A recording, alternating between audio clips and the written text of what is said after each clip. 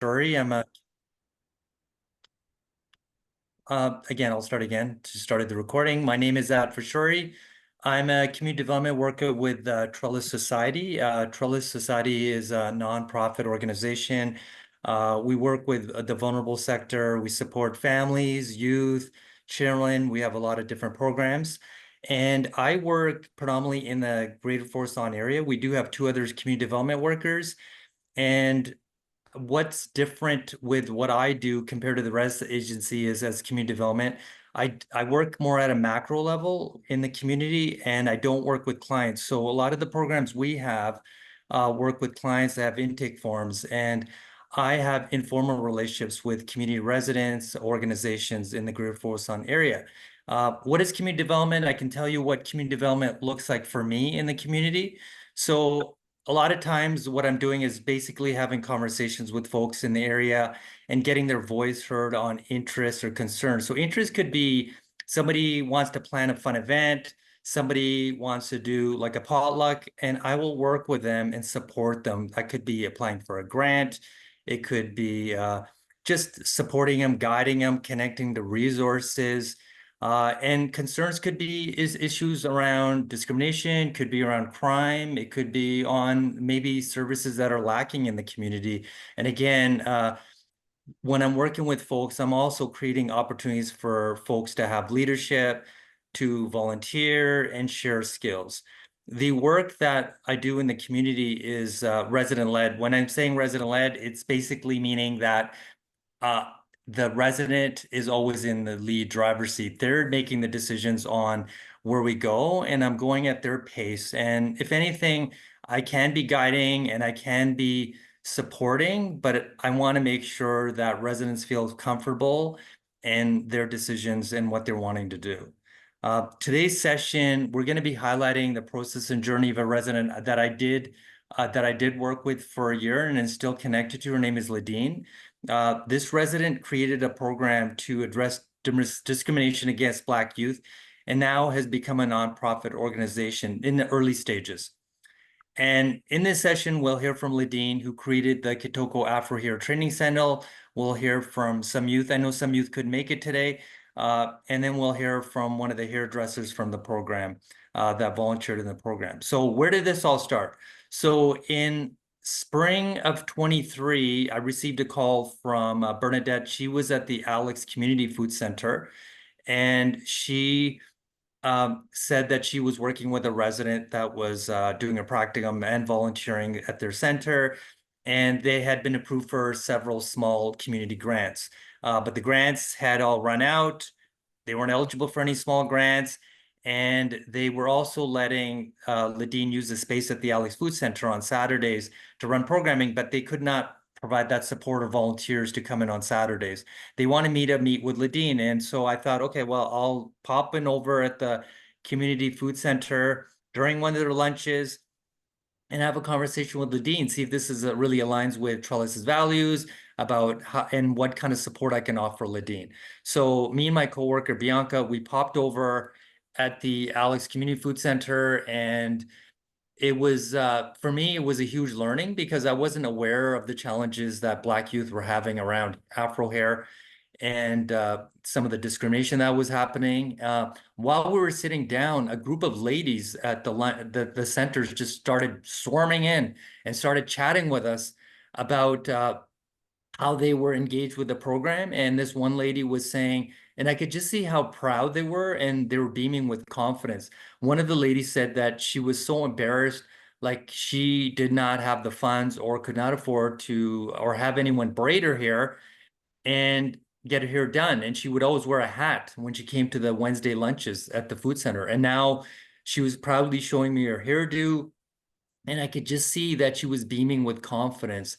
And it was clear that this program was making a significant impact. And I wanted to be part of that, but I also knew there's going to be some challenges with availability for Saturdays, finding space and stuff like that. So initially we were just going to have Ladyne do a presentation, and we just, I met with her last week and we thought it might be a better fit for interviewing kind of questions. And we're going to hear from one of the hairstylists. We'll also hear from, I think, Joyce, her daughter, And I don't know if there's any other youth that are there. Great. We'll hear from them. If we can, we'll show some video clips from some of the stuff that she has done. And Ladyne, are you ready to start? Yes, I am. You nervous? Do you need like coffee or anything, medication, anything, or are you good to go? No, I'm okay. Okay, I may need something. Okay. So Ladyne and I have really good relationship and connections, and we pretty good with banter. So if you feel any point like Ad's being rude, he's cutting her off. No, we're very comfortable and we have a really good relationship with giving feedback. So just wanted you to be aware of that. And if Ladyne has a strong accent, I may support if there's a word or something, Ladyne, and it's not to be disrespectful. I just want to make sure. And if there's something that's not making sense, please ask questions. We're going to leave some time at the end for a Q&A, 5-10 minutes. So we don't know how long this will go. We're thinking about 30 minutes. And if we don't get to your question, we'll send some contact information. You can get a hold of either of us. Okay, so let's start, Ladyne. Ladyne, can you tell me a bit about yourself? Um, like I just said, hi everyone. So welcome first to our room. So yes, my name is Ladyne. I'm originally from Congo, RDC, that's located in Africa, and I'm a single mom of 5 daughters. And I'm also working as a peer advocate at the Alex, and um, yeah, that's all I can say for myself right now. Can you maybe tell me about your family? Like, just so it's important to understand, being a resident, how challenging to do a program like that, like your family size, and if you're okay with that. Well, like I said before, I'm a mother of 5 girls, so they are mostly all now in the age of being um, teenagers, and yes, and having 5 girls means a lot, especially in the financial way where you have to support everyone and caring for the emotions and the feelings. That's really the most things that I always try to go about, especially they are all Afro-Canadian. So meaning that they are not born here in Congo, so they are all born here. So there is a challenge between trying to balance both value between the Canadian value and African value. We also try to promote. So that's what I would say. Okay, thank you. When did you realize there was a concern with youth being discriminated against their Afro hair? But I, as myself, I never experienced that, but I see that with my daughters when I was doing my practicum at the Alex, because I was doing child and youth services. So when I was aware, I received phone calls from schools letting me know that my daughters that was not in school, so they was missing school. And when I come home, I ask them. They used to tell me, "Mom, my head is not done," and then I say, "Well, and." I say, "Well, people are not people are making funny about our hair texture, and then people like to touch them, so that really embarrasses us. So that's the reason why I started to ask questions to their friends, and then of some of my friends as well. So they all come with the same story. So people will be mocking them at school, and also they think that us as a mother wearing wig when we go to the party or when we go to a function or event. So for them, so the perfect hair, it was we say straight hair or loose curly, because we as the parents, I will talk about myself, me as a mom, when I have to go out, I have to wear a wig. But the reason why I wear a wig, it wasn't because of it's not for me, it wasn't because I don't like my hair, but it was about the lack of financially because I can't do my hair. It is very expensive. Secondly, the hair I will like, the hairstyle I will like to do, we don't have people with that skills here. That was really the two reasons why I couldn't do that my hair. But me wearing hair, so I was sending a negative message to my children that the perfect hair, it should be, straight hair or curly hair. That's where I see those two problems coming. Like first, I will call it losing my identity as a black woman, and also the discrimination that my children and other children was experiencing. Having boys, I have one boy who cut his hair, but I didn't want to see. They didn't want him to come to go to attend school with a hair shave. They want him to let grow a little bit his hair. So another boys with having that big afro I have today. So they also tell him he have to cut it with for at least two centimeter because for them it was like offensing. So that's really the idea that make me to to create a program where I can bring all the youth confidence about who they are and to really promote our identity as a Black. Thanks, Ladyne. If you hear any background music, it's because you're talking too long, and that's the cue. I'm going to cut you off. I'm kidding. You can talk as long as you want. Okay, thank you for sharing that. Now, how did you take action, and or what were your next steps? So, and this happened. When did this happen? This happened last year, around just before spring. When did this all happen? No, it happened 2 years ago. Okay. I was having a meal with some of the residents and the coworker at the Alex. So when I talked to them, so they told me, "Oh, yeah, this is very sad that your children have to experience that and others." But they guide me to work with an organization. So because I was doing my practicum and my volunteering at the Alex. So that was my first people to tune on.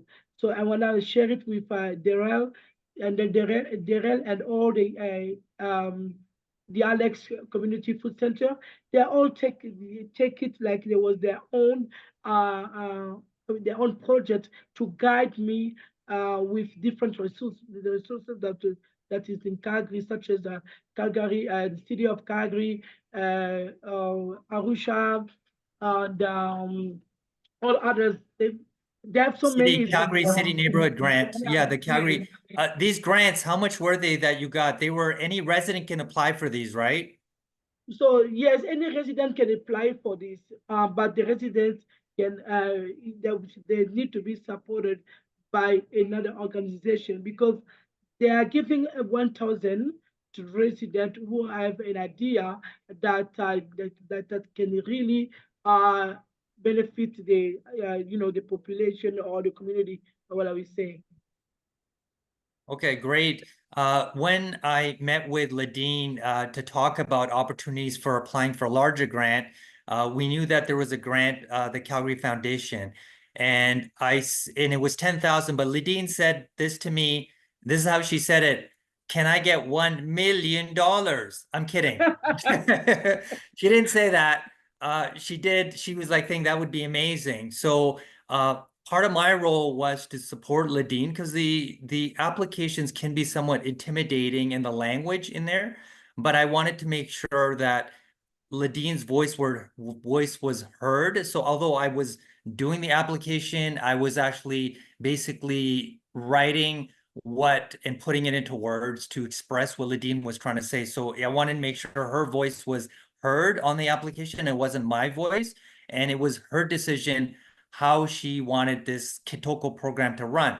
So although this program was running through small grants, she might make some other changes to this because this is $10,000. And these grants are asking for specific things of how are you spending the money, how it's going to be used. And these small grants she was using for the money mostly was for products, but also giving honorariums for the volunteers that were coming. Now, can you give me more details about the Kitoko program? So when we applied for the 10,000, we were approved. What was this Kitoko program going to look like as far as first, what does Kitoko mean? So Kitoko means beautiful as you are. Okay, okay, great. Mhm. And when was it running? What were the times? How long did this run for? This money that we had for? So the 10,000 was a huge, I would say, a huge amount that I never had before. And so we were keeping running only on Saturdays from 10 to 2. Why? Because the program, if it was not actually for me, it would belong to the youth. So it need to be done accordingly to the youth availability, and also we have to respond for their need, right? So the need of the youth, it was to start at 10 and then finish at 2 so they can have the rest of the day to enjoy their weekend. And so we started by uh, teaching them how to do hair and how to maintain the hair. So we had four I would say her stylist. So what we did is we go with the newcomers who have the skills and but was having problem with the language barrier because they mostly speak French. They didn't know how to communicate to find client. And secondly, because they are new in Canada, they was having problem to integrate where they don't first for the language barrier and the long waiting list for the English school. And also, they're also having another problem with how they can network with people so they can get a job. So I create that space. I would say that's a resource so that we can give them that space where they can practice their skills, getting some honorarium, and in the meantime, letting them to practice and to interact with the youth. And that become a huge place where we used to starting to get 30 people. So youth and parents just coming and having connecting network, and some of the newcomer. I'm talking about the hairdressers and the barber.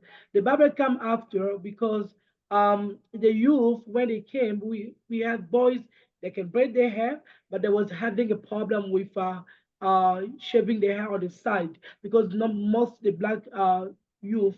I will talk about the male one, the boys. They usually do their hair only, at the front and the part of the head, right? But the rest of it need to be shaved. So we create a program. We switch a little bit by bringing a barber who also a newcomer who was facing this the same problem like the female stylist. So the youth, with time after they start learning, some of them decided to use it as a future economy. So but they wanted to have a complete program such as makeup, nails, making nails, and also I would say just a beauty, Afro beauty space where all Afro youth or any youth can come and can have their service. That's the way they want to do that. So we try to design to by opening some workshop to let them having to get those skills. So beside that, we also have now we have so many youth, and then now it's changed. Most of the youth starting to invite their classmates. Then they invite them by opening a fashion show on February. They was asking if they can have a fashion show where they can show their classmates and their family what they were able now to do, braiding hair and things like that. So I think we will see the clips soon, in a few minutes what they actually Just did. yeah, Ladyne, just to add more to this, can you tell me about what some of the youth were doing? Like you had the hairstylists volunteering their time and cutting hair and teaching the youth on braiding. But what about the some of the youth? Were they volunteering there? In what ways were they Yeah, volunteering at exactly. the So program? we have a I will say Kitoko is mostly youth program because you can see the youth hands-on in everything. So we have youth who are setting, they are doing the setting, they are coming to work. So there are days that they just come to work like setting table and cleaning and sharing lunches, and then also there is some others that were doing scheduling, such as Joyce. She was doing the scheduling and making phone calls. We have Patricia who's helping also by trying to write also writing. I don't know, I can't call it a proposal, but she's learning how you can ask for funds. We also have Jenny who she already have a certificate for eyelashes. She's also trying to teach how to place eyelashes.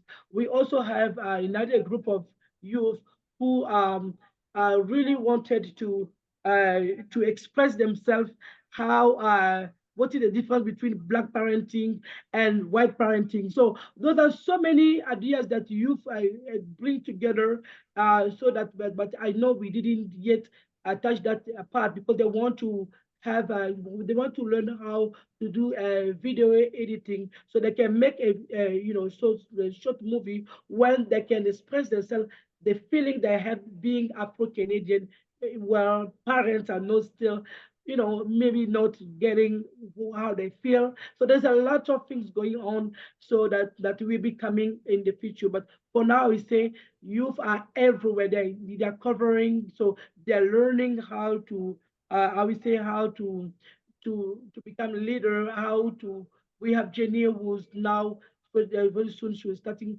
to facilitating others program just a conversation between youth. So Kitoko, I will say, he starts by one type of discrimination being an opening door for them to become tomorrow or future economy. Also a place where they can start to express themselves. What as an African we don't allow it because in Africa parents are like God. But they said it was supposed to be happen. So there will be a word that they want to express themselves to be more to try to make it more creating a balance. So there's a lot of things will be coming next, but for now is they're everywhere. So and yeah, that's what I will say for you. Yeah. I thought another thing that was really cool was like you made the place very welcoming. Can you tell about how it was very inclusive to everyone? Yes.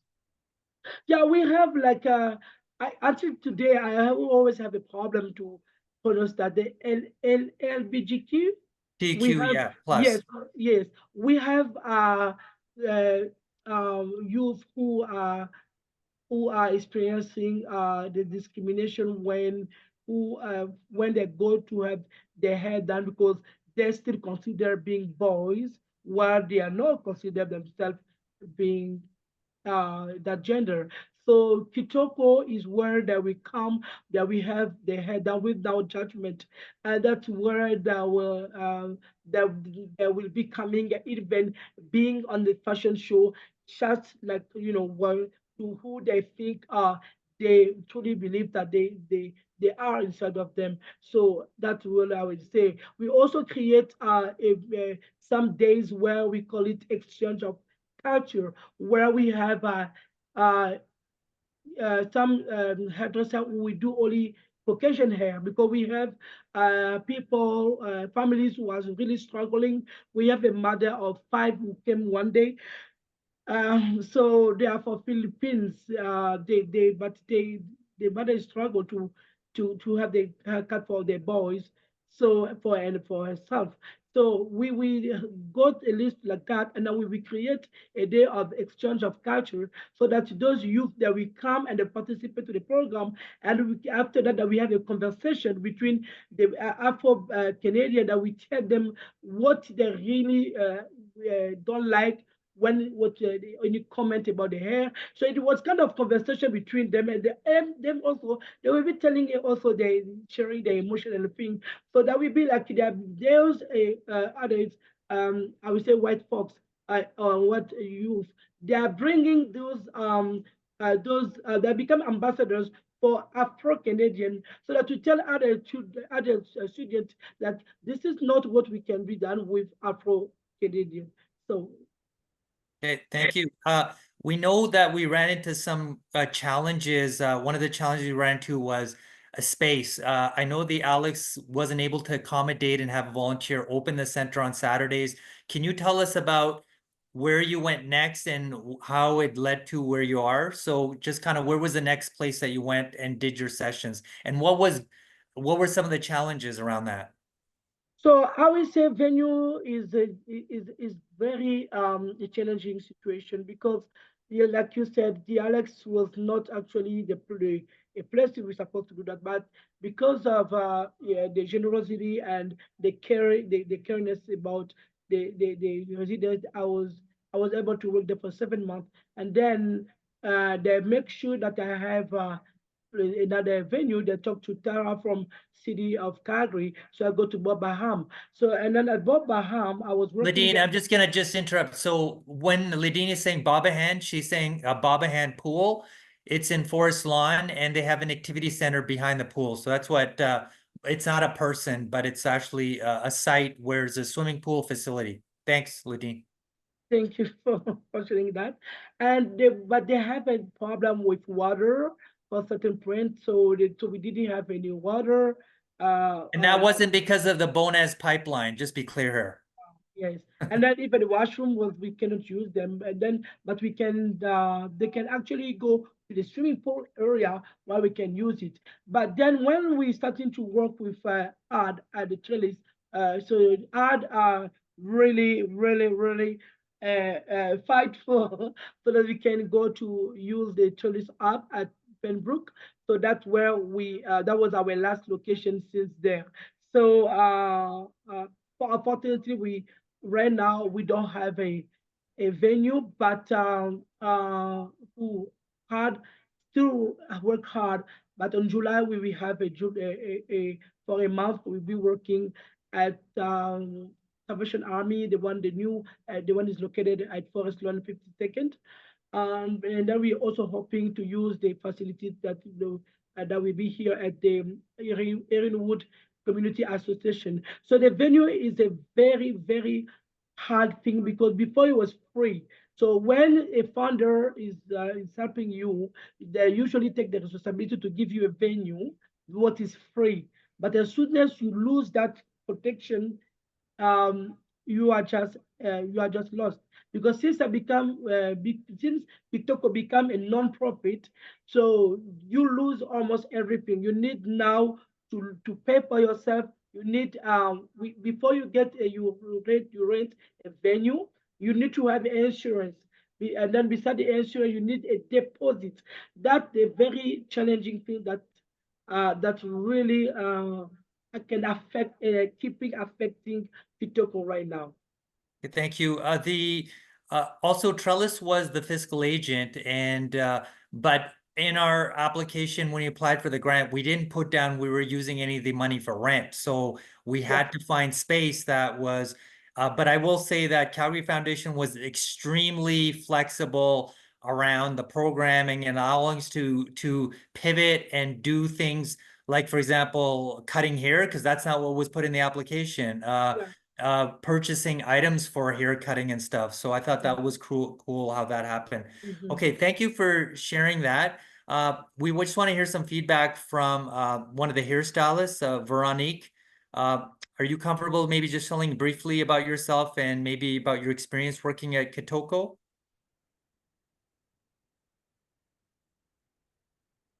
I don't know if Veronique I think she's having trouble to join us. Okay, Maybe in the meantime, we can have Joyce speak if she's okay about, she was one of the youth that was one of the participants at the Kitoko. What was the question? Yeah, so the question is basically just maybe sharing your experience at Kitoko program. How was that for you? Maybe the impact, whatever you're comfortable with sharing. Okay. Well, before Kitoko program, like at home, like I would see my mom like braiding my sister's hair, right? And then I was like, I want to learn like how to braid someone's hair because like I'll always like see it like on other people's videos too. And then like it's like one day my mom told me like how she wanted like to create something like where like people can learn how to braid because like a lot of like I guess like youth like they don't know like how to braid people's hair and like also like do it on themselves. So and then my mom, she made Kitoko and then like I got the benefit by like learning how to do my own hair and like my siblings' hair. So like I think it had like a really big impact on me. Also because like hair, like it's like one of my confidence too. And like I like to like try different type of hairstyles. So like sometimes I do my hair or I do my siblings' hair, or I also get like taught at Kitoko program by the hair dressers that are there. And then it's like every session on Saturdays, like they give me like tips and everything, and like they say like you will get better if you keep on practicing doing hair on your sisters and everything. So I started doing that, and like right now, like I'm getting so much better, but it did empower my confidence, I guess, a lot. Because I love like my culture, and hair is like to get my hair done is also a way like I can express myself in a way. So yeah, that's what I like about the program. Yeah, thank you, Joyce. That was fantastic. Okay, we're just gonna move along. We're not gonna cover everything just because this is going longer than I thought.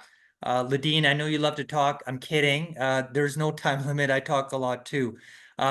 Just briefly, Ladyne, the youth in the community asked you to host a community event for Black History Month this year. Can you share just briefly about that experience? What did that look like? Well, I would say that after the youth learning, after the learning and starting to braid their hair, so they wanted to be, I think there was just pride.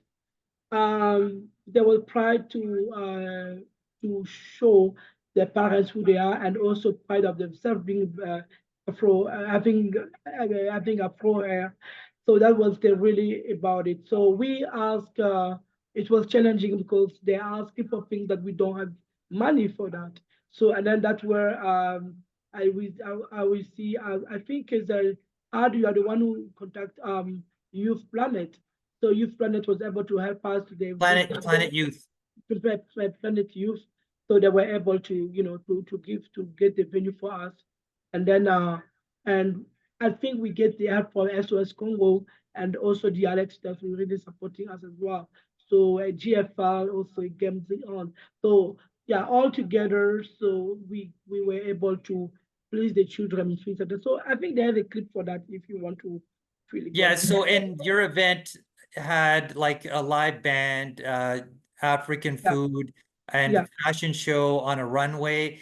And you also shared about Black history, the history of Black hair, correct? Yes, exactly. Yeah. So, do you want to show, if you can, show a quick clip? Because we're running short of time. We got about 6 minutes. Maybe just a 1-minute clip. That'd be great if you can do that. yes. So I'm trying to, let me try to get you to share it. I don't know why this is. If not, no worries. Yeah, so there's too many commercials here. So I will say Kitoko, Ladyne. So a little bit there. So there we go. I have to share my screen. Where should I share my screen then? Share. Patricia, can you come and help me to share my screen? Okay, share my screen. Share. Okay, I have here share photos, image. Share screen. Okay, share it now. So, can you see that? I have to. Can you see that? No, I can't see anything on there. If not, that's okay. Well, I mean, no, I'm sharing that. You can see that. Can you see that? No. Oh, but I say share. You can't? I can show the other video from the leadership awards if we can't show that. So I mean, that's okay. Share it. Share video here. Okay, share. My goodness, it's here. Here. You need to share my share. No. Go back here.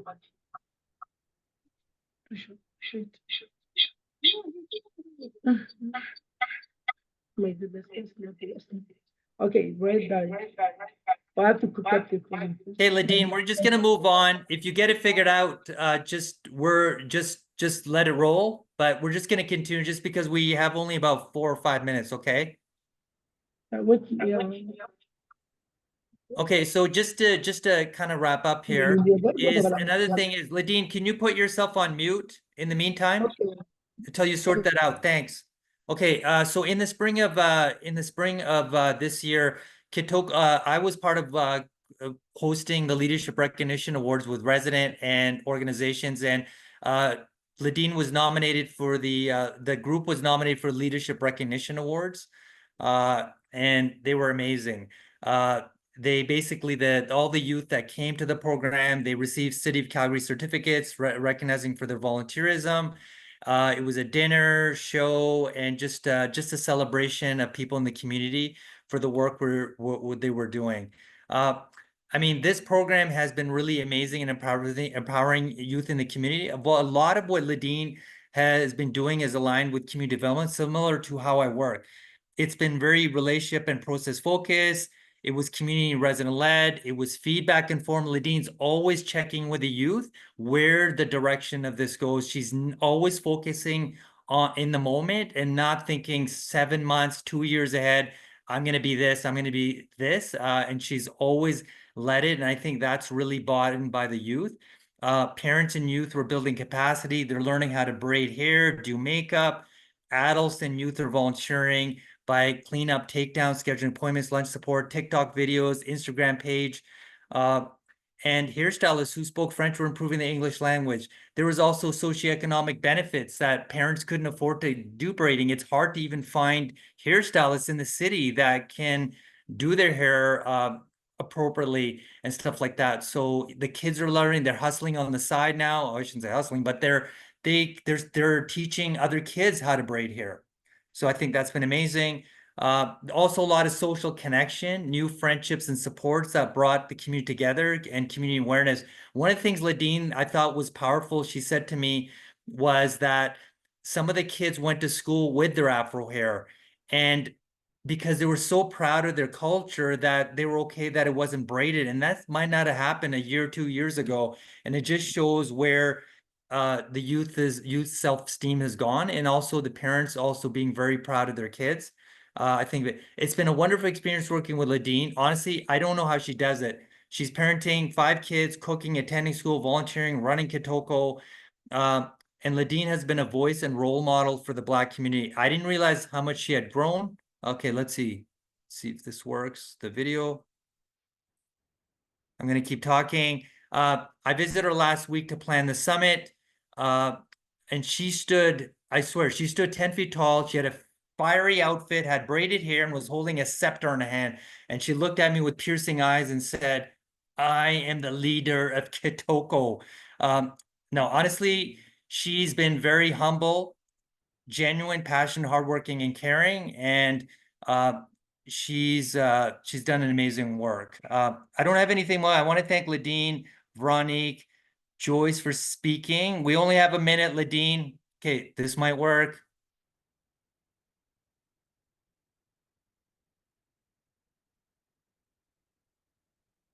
If not, and I'm going to just put in the chat, if you want to get hold of any of us, our contact information.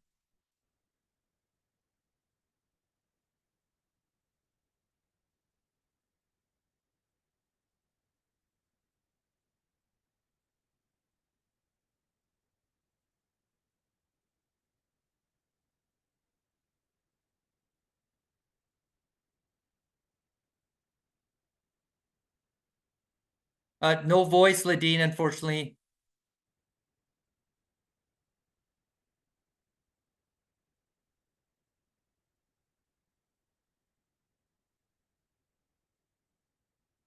You're on mute, I think.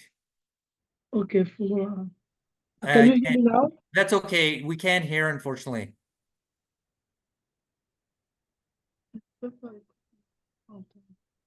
I don't know why. That's okay. It's, I mean, I think, thank you again for sharing your story. It's been amazing working with you. Just to wrap up, Ladyne has become a nonprofit, and she's working towards getting her organization and still sorting that out. So it's still a process that we're. Have been in a session, get up, stand up, maybe grab